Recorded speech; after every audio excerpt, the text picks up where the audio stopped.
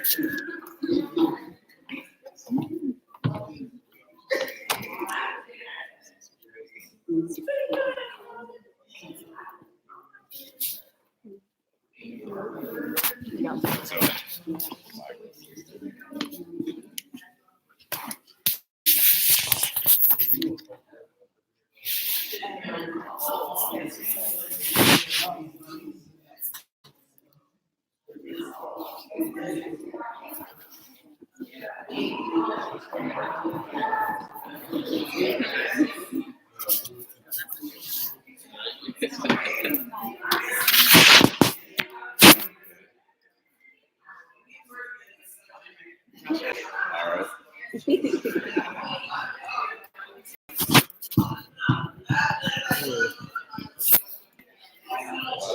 song.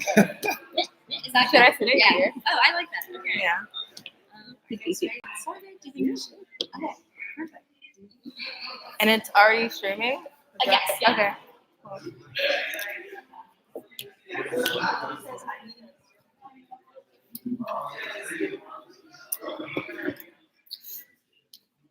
All right, guys, we're gonna get started.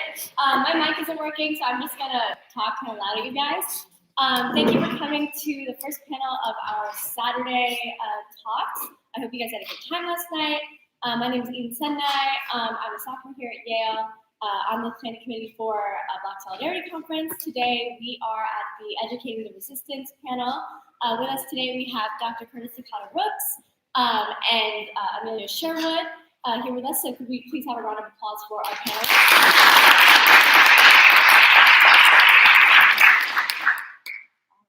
So Amelia Allen Sherwood is a mother, educator, and anti-bias and anti-racist organizer in New Haven, Connecticut. She had a vision with her eyes wide open one day, and it revealed an African-centered learning space for Black children.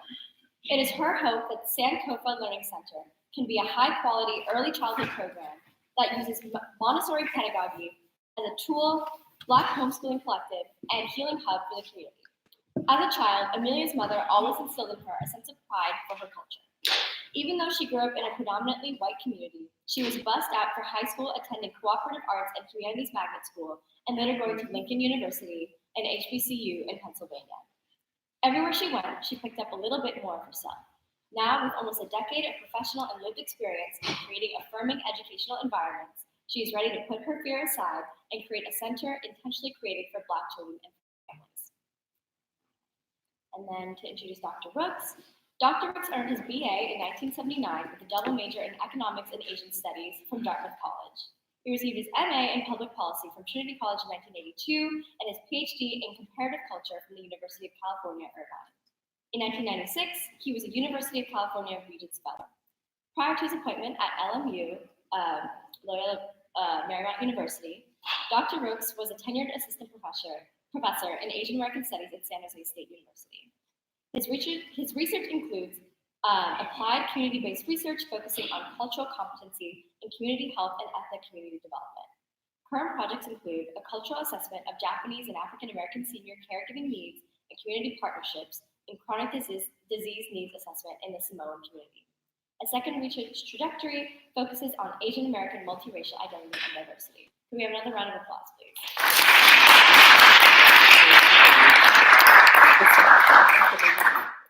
All right, so the way that this is kind of going to go, I'm going to start out with some panel questions kind of that are being prepared already, and then after our panelists have answered those, we can open it up to audience questions, so feel free to engage with our panelists. This is definitely just speak your mind, just feel free to engage, all this sort of stuff. All right, let's get started. And this is, just really answer, it doesn't have to be in any order at all. So why and how did you decide to pursue a career in education? Can you hear me? It's not working. Oh, okay. It's okay. I can use my teacher voice. I decided to pursue education because there's so often these stories of Black children. Like, I didn't want to be a teacher. I wanted to be a marine biologist. But because there were racist things happening to me as a young child, I decided that I wanted to be that teacher that wouldn't do that to other Black children, right? So because of my experiences growing up, I felt like I wanted to be the champion that I didn't have when I was a child. For me, I didn't pursue education or becoming an educator pursued me. When I was in college, I went to Dartmouth to become a corporate tax lawyer. And along the way, I met people who wanted that same profession, and which was fine for them. And I just decided to myself, do I really want to be hanging out with them in 40 years? And the answer was no. And so during my senior year, instead of doing a thesis, I talked my professors in Asian studies into allowing me to create a course. And so I put together a syllabus, wrote all the lectures and everything, put that aside, never thought about it again. So as I started to finish up, I decided, what am I going to do? I ended up coaching football. So I coached football at Penn State, then again at Trinity College. And while I was at Trinity College, I started working with students on academic probation. I was working on my master's coaching. And, you know, when you're 22, you've got energy to spare. And so in my spare time, I counsel students in academic probation. And that started me along a path in student affairs. Wanted my boss's job, so I decided to go back and get a PhD. Ended up liking what I was doing in terms of research, working with communities, in this case up in Alaska after the Exxon Valdez oil spill, and recognizing the power of being able to use that kind of research skills to stop trains from running over people or to bring resources to community. And so ended up doing the work in public health. I would also just agree with you. I think that like education is definitely a calling. In Montessori, we say like very deeply it is your cosmic task to be a teacher.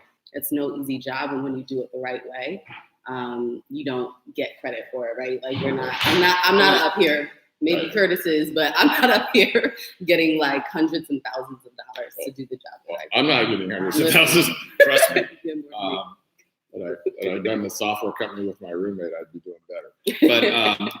But no, for me, teaching though is the reason why. Well, coaching is teaching, and teaching. When I was in student affairs, I ran Res Life, so I had a staff of residence hall advisors, and that was all about teaching. And I remember one of my mentors once said, so what is it that makes you feel most alive, right? And when I was talking with his wife, and he was my high school coach, she goes, he's never more alive than in the fall. And I realized that when I'm in front of a class or I'm working with students, I'm never more alive. And so a lot of scholars teach so that they can do research. I do research so I can teach, because you don't do research, you don't get tenure, right? So, but I do the research so that I can teach. And I find that it's what makes me want to get up in the morning. So. Both of you mentioned a passion for teaching. What makes you passionate about education, specifically as it pertains to educating the next generation of Black children? So specifically with me, I started off as a preschool teacher, and that's my love. That's what I want to do for the rest of my life. And it's really just seeing their joy and their passion and just really little things. It's like, even in my own children, I have a 4 and 6-year-old, and the things that they get so excited about, we have lost that through our socialization of just being in the society and not knowing how to play and not knowing how to fully live in our liberation. And children still have that innate freedom in them. And I think through their like just wanting to be free all the time, I get free as well. So I think like seeing the passion in young children really motivates me, and it ignites me and sparks my joy. For me, it's twofold. One is I teach ethnic studies, and so critical race. And so working with students to be able to start to see and deconstruct how they come to know what they know, right? So we talk about something like discourse without getting too crazy on this, but trying to get them to a place where they can understand. When you hear something or you see something that makes sense, and you say, "Well, that makes sense," recognizing that why that makes sense to you you've learned incrementally. And oftentimes for us as Black people, it takes us away from who we are, right? And validates something else. And so being able to sort of break that and allow you to make the active choice to be critical thinkers on your own. The other part of it is when I get students who have come from backgrounds are first to go to college and those sorts of things where, you have to decode where you're at. And once that light comes on and they start to slay it, then then it's really neat to know that, at least for me, I'm not the smartest person in the room, and that I'm just the one who's the most well-read, but to watch them discover who they are is just one of the neatest things that just doesn't get any better than that. Have you ever had your authority or expertise questioned as a result of being a Black person in education? And how do you deal with it? What day is it? I know, was that just yesterday? When I was a lead teacher, I was called the assistant in the classroom. I've had to fight for the position that I'm in right now.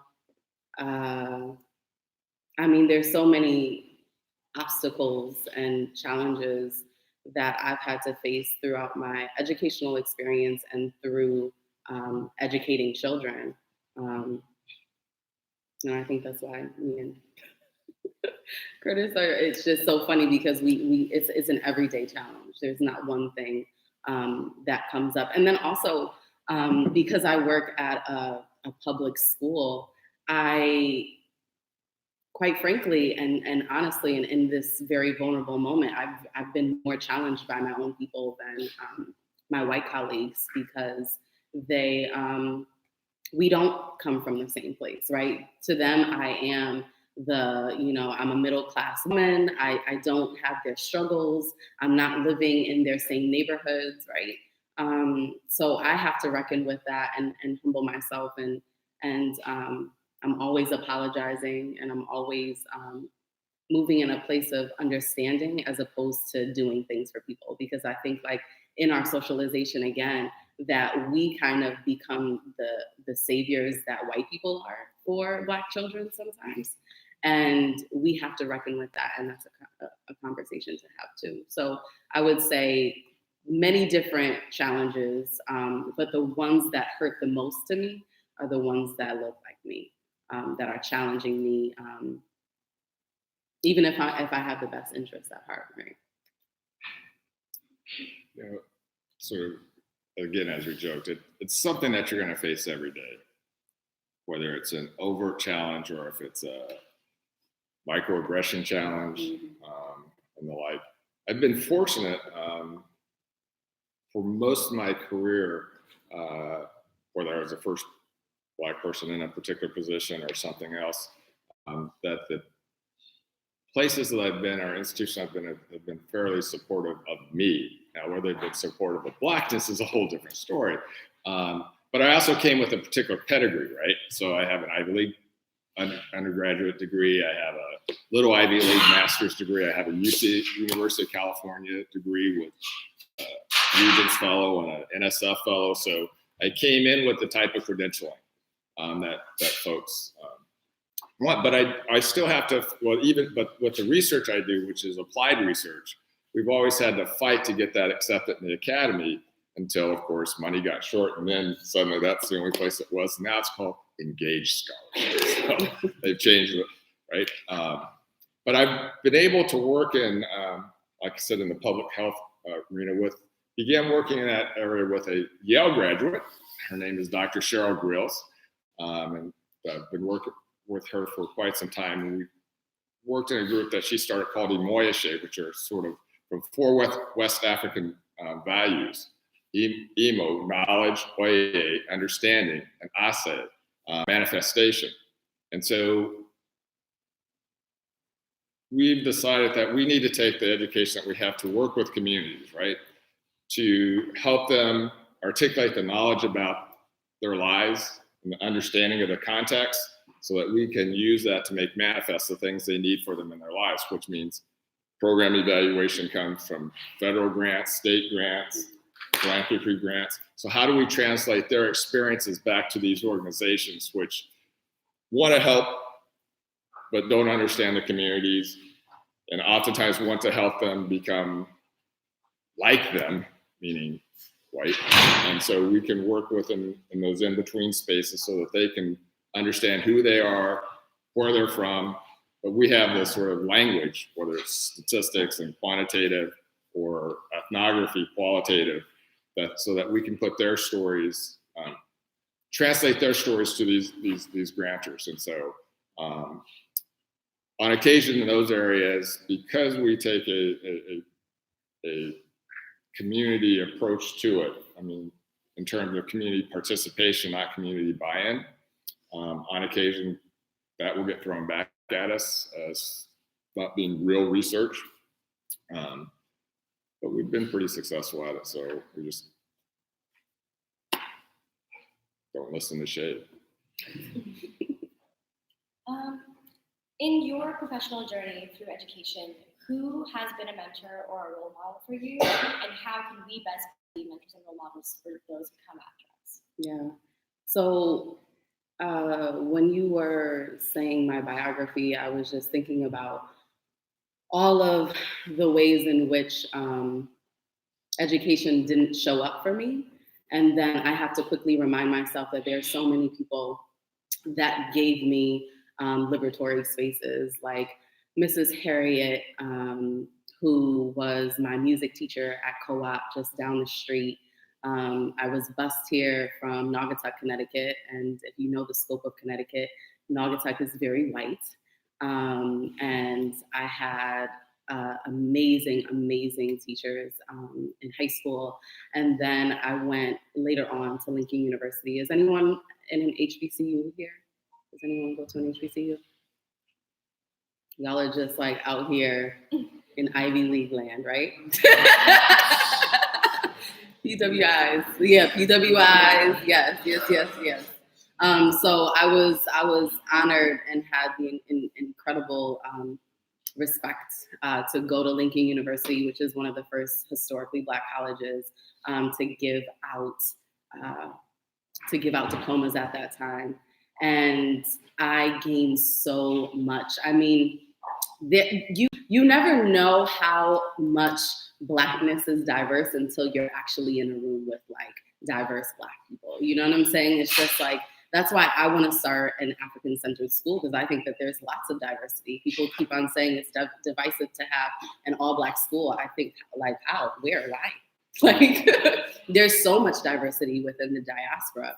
And through my experience at Lincoln University, I met people from West Africa. I met people from Philly, from Chicago, from New York City. And Dr. Babatunde, West African, I'll never forget, he wrote something in my like blue paper assessment, and he was just like, you Black Americans don't know how to, you know, like he was just schooling me. He was just like, you don't get it, but I love you, right? Like he was just like, and I want to keep on, and I'm doing this because I care about you and I care about your wealth, and I know that you could do more, right? Because that B- was not sufficient for him, and it shouldn't have been sufficient for me. And moving forward, I think as you think about being mentors and leaders for the next generation, just really being someone who they can confide into and really building authentic relationships with people and with young children too. For me, I've had a number of different mentors, but without sort of at first without naming one in specific, I've been fortunate that I've had other people take an interest in me who cared more about my success than I did, right? So if you're looking for a mentor, I would say find a professor or a person in the community who cares more about your success than you do, because they will push you when you don't feel like doing it yourself. And they can come in any color, gender, sexuality. It's the person that that sees something in you that you can't see in yourself. That said, at least in this year, one of my mentors in my PhD or during my PhD program was Joseph White. Joe White is the father of Black psychology, but he wrote the first seminal piece on Black psychology, and from that, a whole number of scholars have come. So I'm happy to say I'm on his family tree, along with Dr. Grills and Tom Parham and Bill Parham and a number of other folks. We happen to be able to be around each other in Southern California to reinforce the work that he's done with us. Again, in terms of mentoring others, it's discovering something in someone that they don't see in themselves, that you want better for them than they want for themselves. And making sure or spending the type of time with them so that they know that they matter, right? Because a mentor is different than a sponsor, right? A mentor is going to be with you whether you succeed, you fail, whether you're, through everything. Someone who sponsors you will like you as a person and can be really personable, but they will put you forward and put you in positions. And as long as you produce, they'll keep moving you into these positions. The moment you don't produce, good nice, and they'll sponsor someone else. It won't be personal because this is business, right? So, because part of their resume, or part of the way in which they gain power and whatever it is that we want to say is by connecting people who produce. So they're slightly different, right? And sometimes we get them confused. The mentor's with you no matter how it plays out. But the mentor will also put a foot where the sun doesn't shine when you're not getting it done. In the case of education inequality, how do you believe, certain inequities such as, specialized high schools or the inequities that people face kind of as a result of generational wealth gaps, how can those inequities be solved either through traditional education or through other channels of educating people kind of outside of the classroom? And how can those inequities kind of be bridged? I think that's a dissertation. And several books. Right, and several books. I'm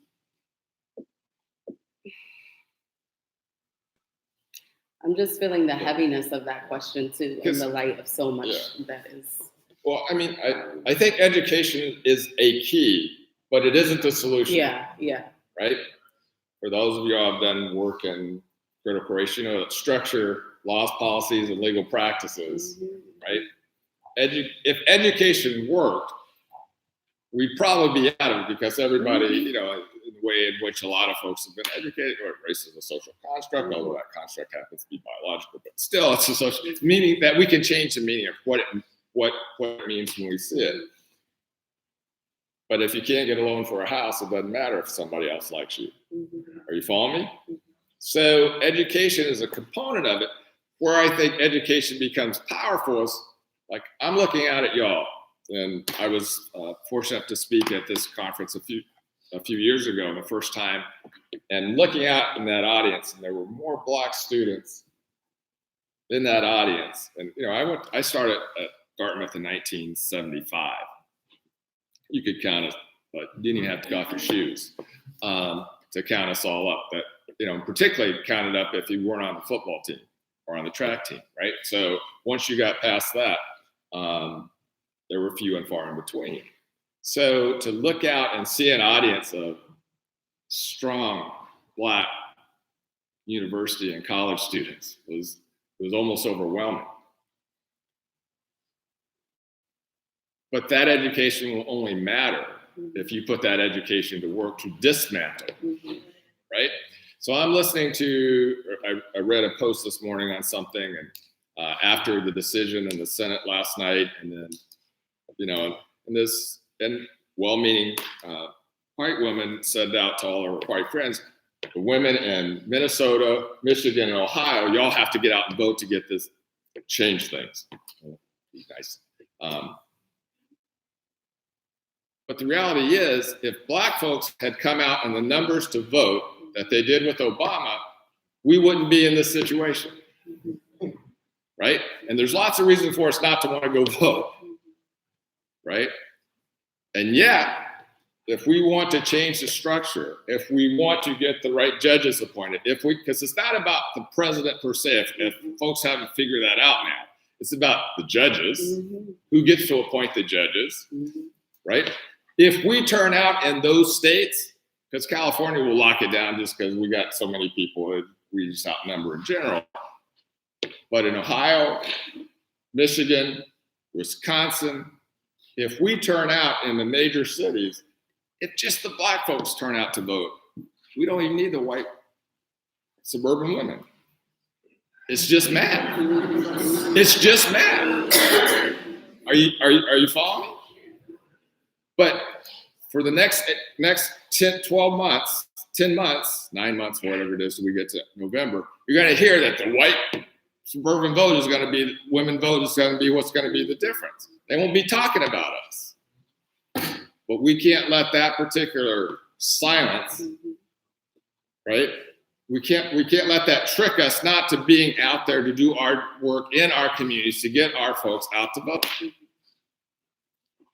And if statistics hold, those of you between the ages of 18 and 25 are less likely to vote than anybody. So when you ask, how can educate ourselves about how systems work, insert ourselves into those systems, whether it's as an activist or in that system itself.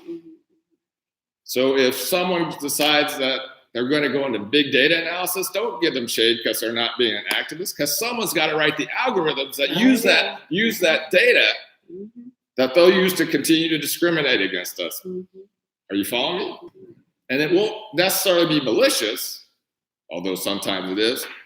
They'll just be doing what always been done, right? Because it sounds right until someone allows them to see that it's not right. But if we aren't in all of the spaces and supporting all of us in those spaces, change is going to be hard because it's not just education. Kumbaya just is not going to do it.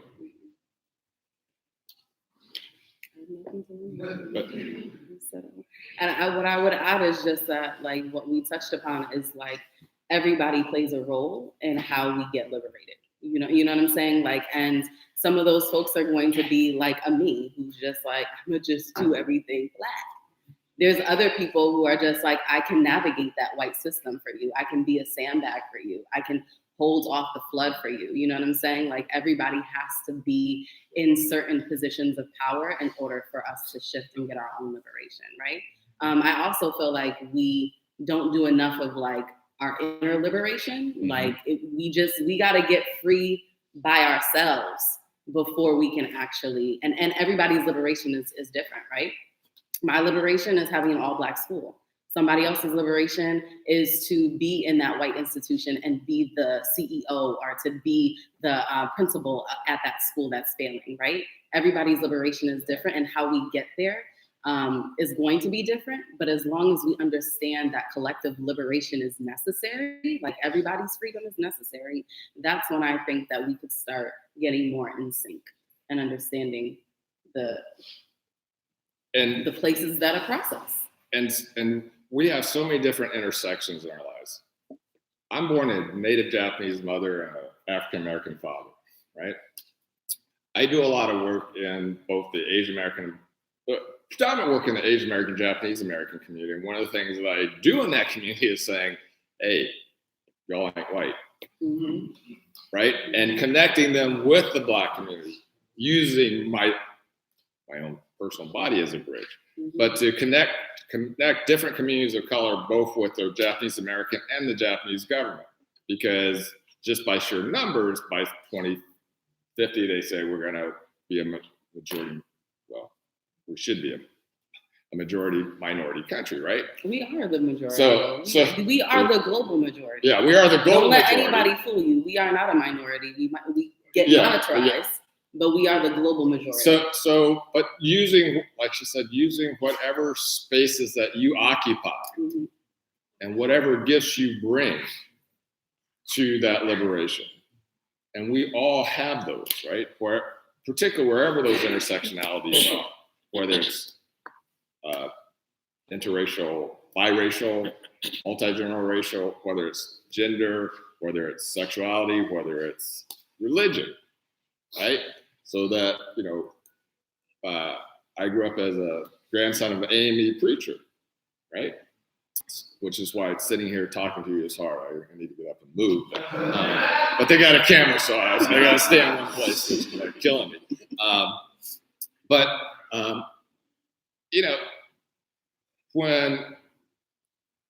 When the sort of more conservative Black church runs up against Black Muslims, instead of hugging, we do this, right? But that's what I'm saying, where our intersectionalities are. You're in university where you get to be in a more diverse space. Like she said, when she got to university, it's like, I used to think there was something that was a single Blackness. And I'm like, whoa, wait a minute, right? And it's even more diverse than when I came through, because the way in which diaspora has worked since post-1980s, right?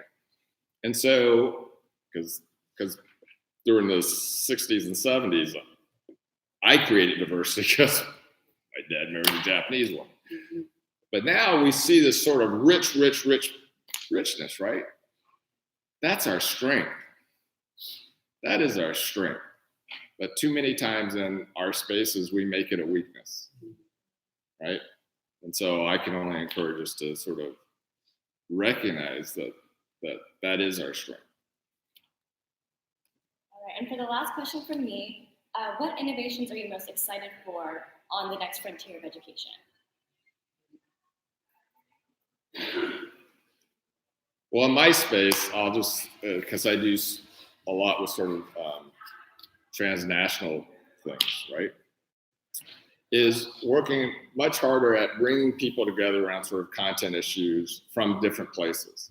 Usually when we talk about doing stuff abroad or internationally, it gets talked about as culture and language, that stuff, right? Which is fine, and I think that's exciting.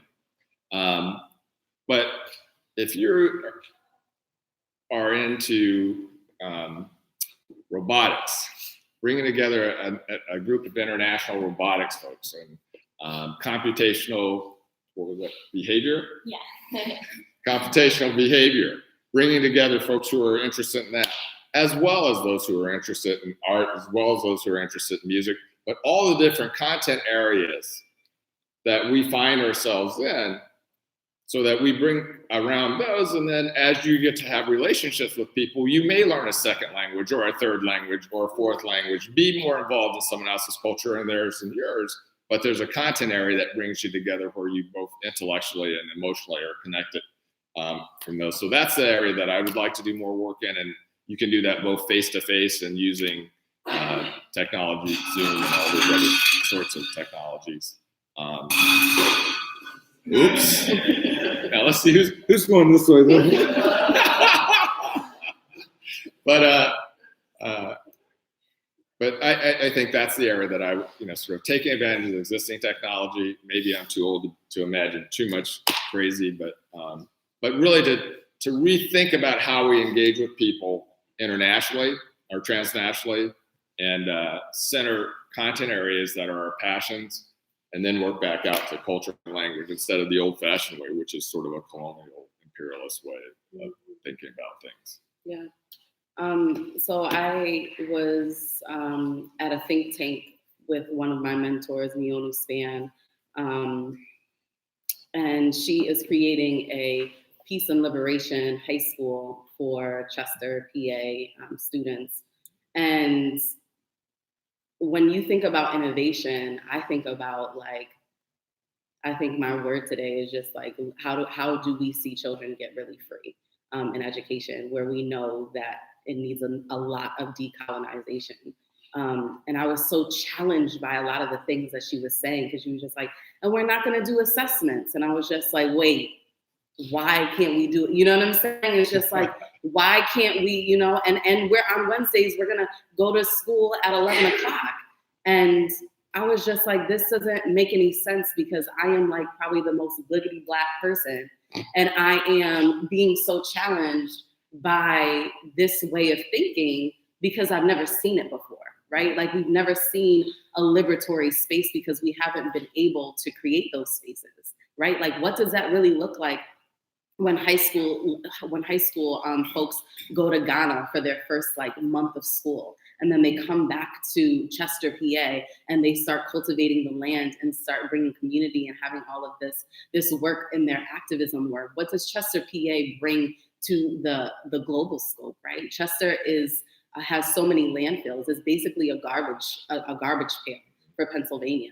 And there's so many things that need to be dismantled in Chester, and how is this one school going to cultivate this resistance and activism? And being in that think tank had me so challenged, because I still have a lot of decolonizing to do within myself, and I have a lot of unlearning to do. And as Black people, we've internalized a lot about our bodies, and the innovations that I see are just like going back to ancestral wisdom and really, really understanding that we have everything that we need to be sustainable and to live beautiful, healthy, liberated lives. And what does it look like when we reclaim that and bring that back into our bodies? I agree that the innovation is really old school. Yeah. Right? It's like, when you think about innovation, it's just like technology and and it's just like, we had technology, you know what I'm saying? Like, we still have technology. We have technology in our bones right now. If you're an artist, you have technology within you. And I think that has kind of been a buzzword in education too, is like, what's the next big innovation? What's the next big thing? But we have all of the tools that we need. You know, for me, it's been working with students is getting them to talk to each other. Mm-hmm. In my classes, we do a lot of triads. Mm-hmm. And the first question it's not innovative in that sense, but it's because I watch people text to each other across the classroom. Sorry. And we start first with a basic question about whatever reading. What did that reading make you feel? Mm-hmm. Now, when I'm in that classroom, I ask that question, it is dead silent. Because of the way in which we've done education, the education came out of what tests did you take, what are tests, my grade, what do I have, what average do I have in this class? Okay, I've got a 94 average, so then I can get a 72 on the final, so I won't even study for that one because I can do that just because so I'm gonna put some, do you feel affirmed in that? Is that like somebody? Right? Am I making this? Am I making this up? Right. So I try to back them back down and say, you read it, whether it's a social science article or a diary piece or a piece of poetry. Even with the piece of poetry, what did it make you feel? So making them get in these small groups to talk about how something makes you feel, because if you can't feel it, it doesn't have it won't transform you. You'll know a lot, but you won't. It won't be in your bones. You won't know anything, right? Yeah. So, and then from there, you can learn to write stories, right? When my daughter was growing up, they didn't have a lot of children's stories, so I wrote them, right? I'm in my early 60s. So, and my friends, we'd have to take the other books, take match markers and recolor the children. Right? Now, y'all have that you won't have to do that as much, but I would also say stay on your guards to make sure you're writing the stories, right? Because if this thing on American Dirt doesn't tell us anything, right? If y'all are keeping up with literature stuff. But again, talk to each other. Don't text each other. Don't group whatever it is you do, sit down and talk with each other, right? Because that innovation needs to come back. Mm-hmm. Because we are a people of storytelling. That has sustained us generation to generation. How do I encourage someone in public and sort of chronic health to make changes? Because we're still storytelling people, don't you want to be able to tell stories to your great-grandchild? Right? So, okay, then I can cut out some carbs. I can change my diet because that's the goal. It's not about living longer for the sake of living longer, but it's about being able to share those stories. But I can't share those stories if I don't know how to tell them. And you don't know how to tell them if you don't put in the time telling stories to each other, right? Malcolm Gladwell is right about one thing. It takes 20,000 hours just to begin to think about being good at something, right? So that would be backwards innovation. Perfect. Thank you guys so much. Could we have another round of applause?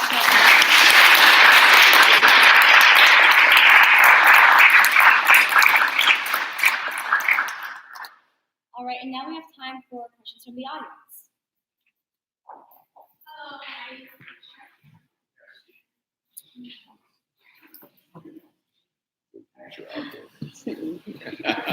These are playground. Hello, my name is Tiana Stark. I officially followed the here there. My major is sociology and action. And we're talking about mentoring, and I'm a mentor for Christian students here at JV. And I just wanted to know, we go through our own struggles as Christian students. So has there ever been a time when mentoring was difficult? And if so, how did you overcome that? Or did you tell your mentee I'm struggling, but it's okay? Well, my children are children. They're like 3. You know what I'm saying? So I'm gonna lend this question. I'm literally on the floor most of my days.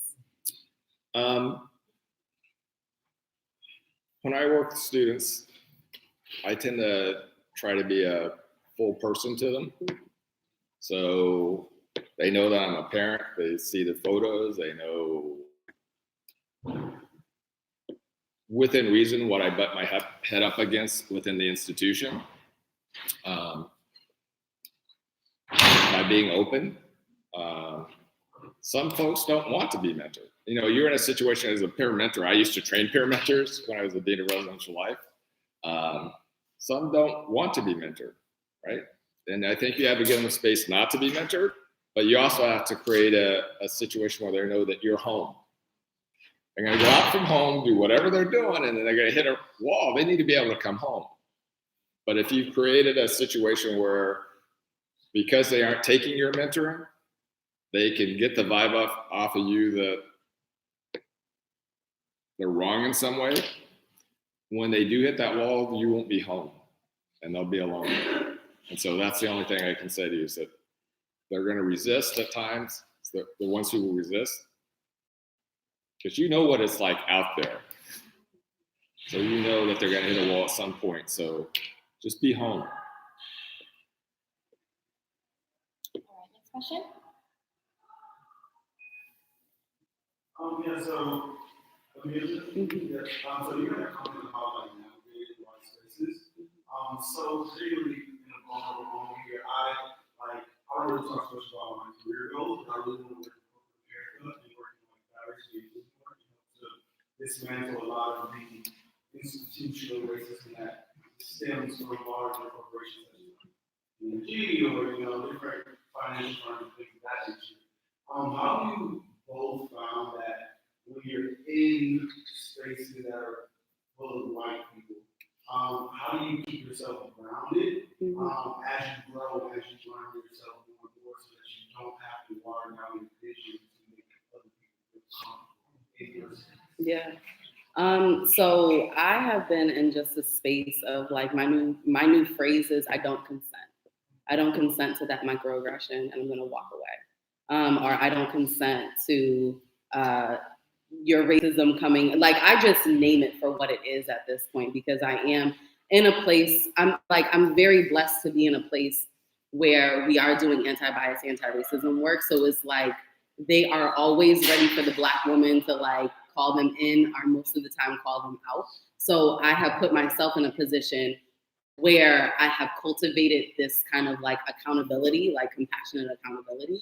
But if you are navigating those spaces, I would make sure you have a home base. You know what I'm saying? Make sure that you have people that are going to hold you down in those situations and to strategize, right? Because there's going to be moments, if you're going to be in white spaces, you are going to have to give up some of yourself in those moments to move forward, to be able to tell that boss that is now like you are the boss of that person. You know what I'm saying? Like there's going to be moments in those spaces where you're going to have to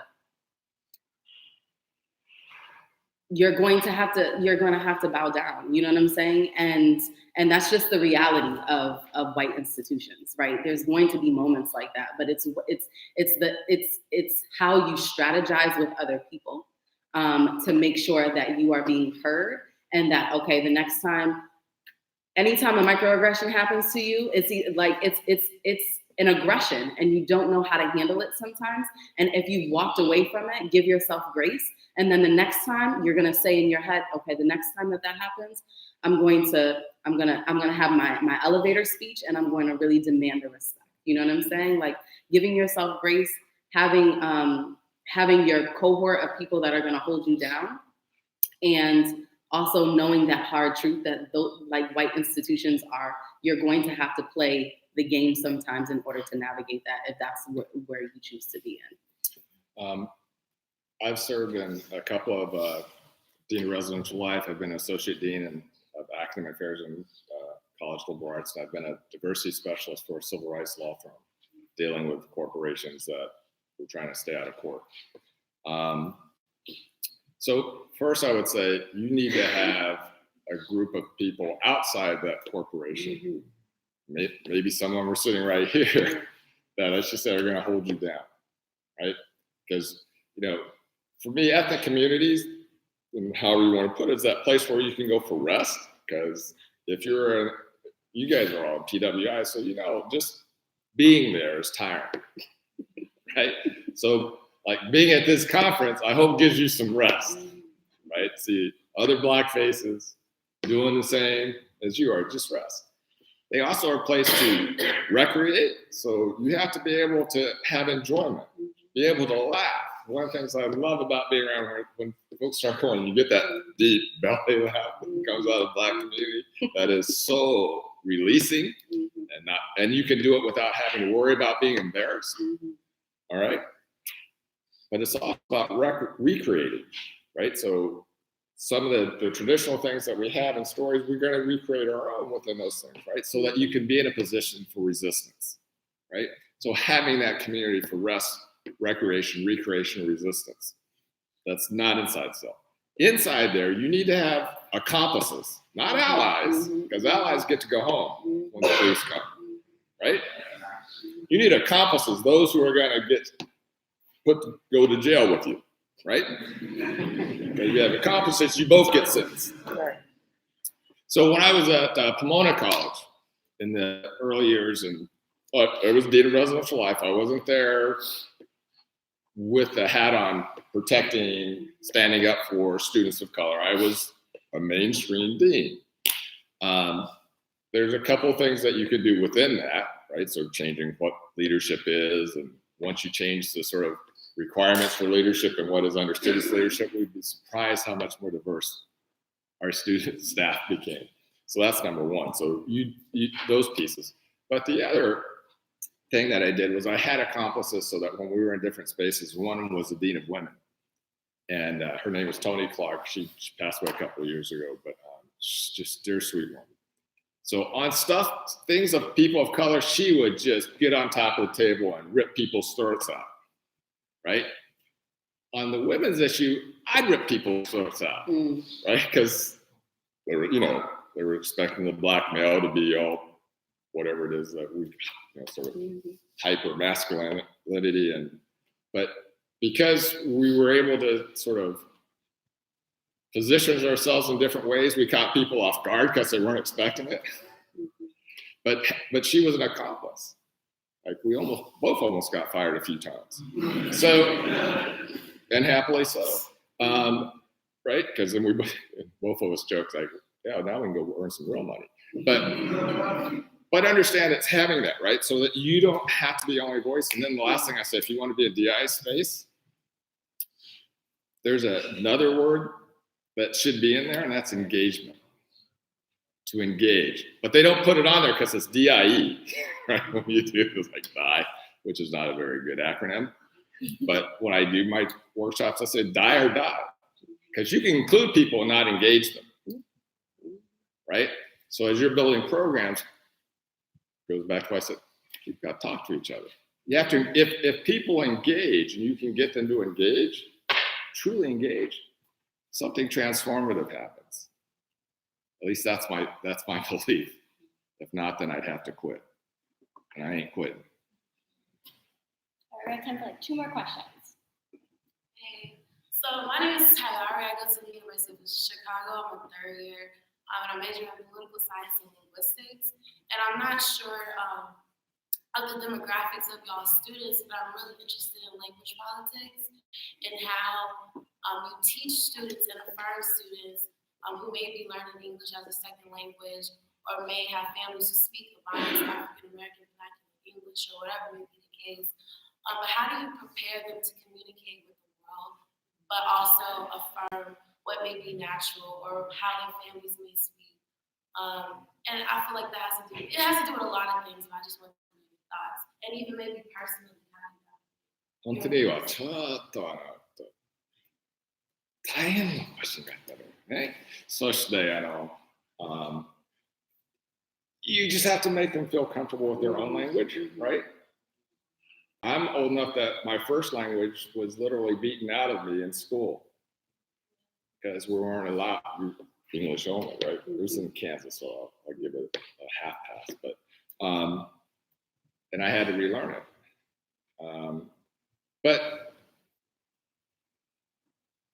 with anything that you do in education, I think the great gift of an educator is to allow a person to be comfortable in their own skin.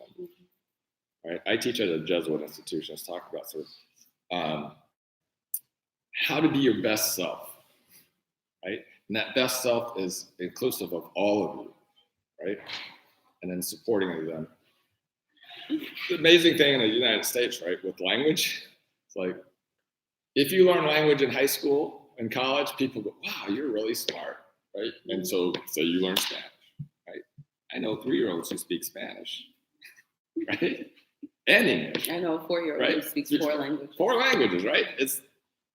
But because they grew up with it. I live in California, so the language politics there can be interesting, right? But I think as educators, whether it's language, whether it's religion, whether it's sexuality, whether it's you encourage and you work with so people can be their best self. So how does that work if you create things? Like I feel like it's really hard to learn.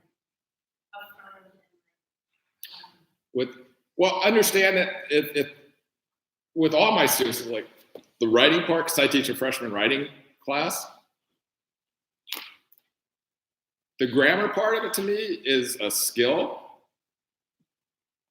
but the way I sort of position is, look, we're in the academy that has a certain culture and respects a certain way of saying things. You have great ideas, but in this academy, if you don't articulate it in the way that the academy lays out, people will ignore your great ideas, saying that you're not capable because you didn't do this skill-based thing. So they conflate skills with creativity, intelligence, and all sorts of other things. So in order to have your ideas be heard, let's master this skill. You're not deficient if you don't know the skill,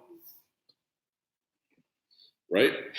Because whatever language you do know, you probably know that have that skill, cultural language, real language. But I try to keep it away from you being able to judge yourself whether or not you can do these rules and these skills, because it's simply that culture, that that is looking at things in a certain way. I said when we do a lot of statistical work in our sort of community-based research.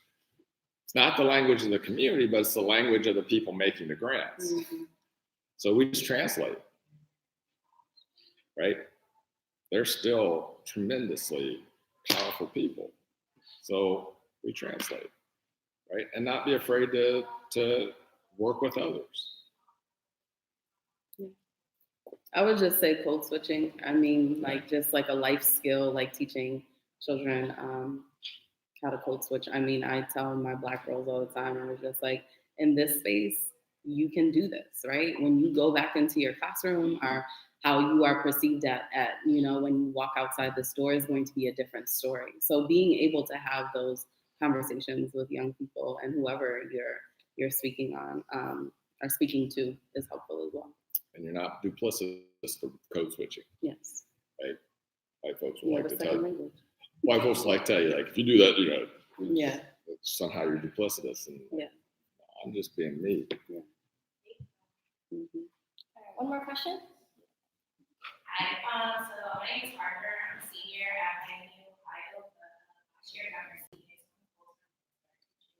So I would say from a young age, anti-blackness is taught to children, whether it's society or however.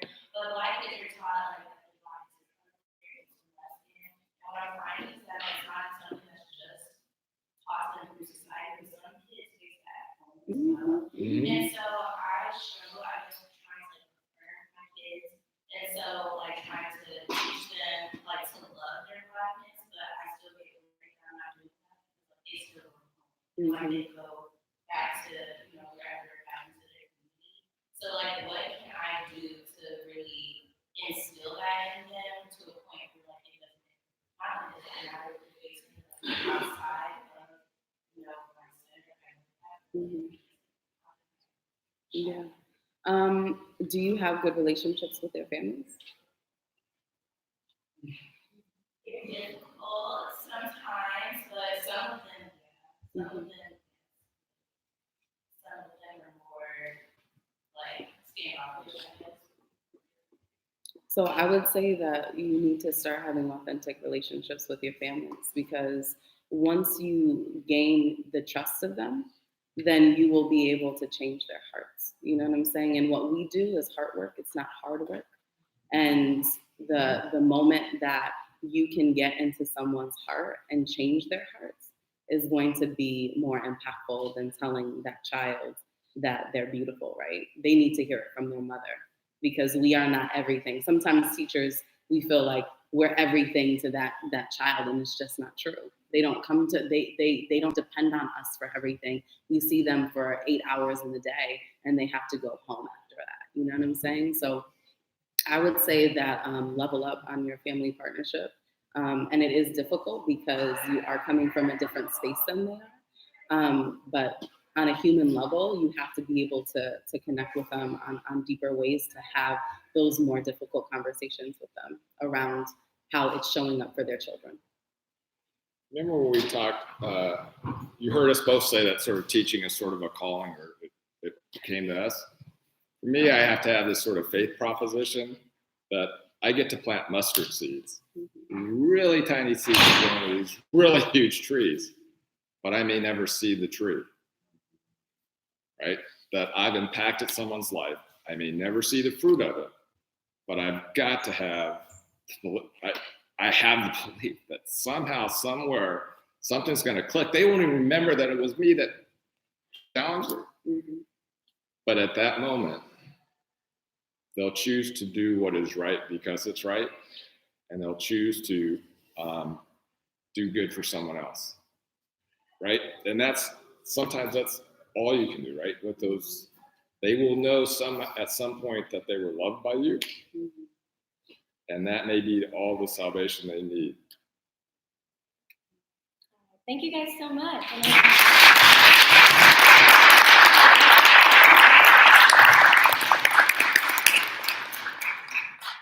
If you have questions, I can stay if you wanted to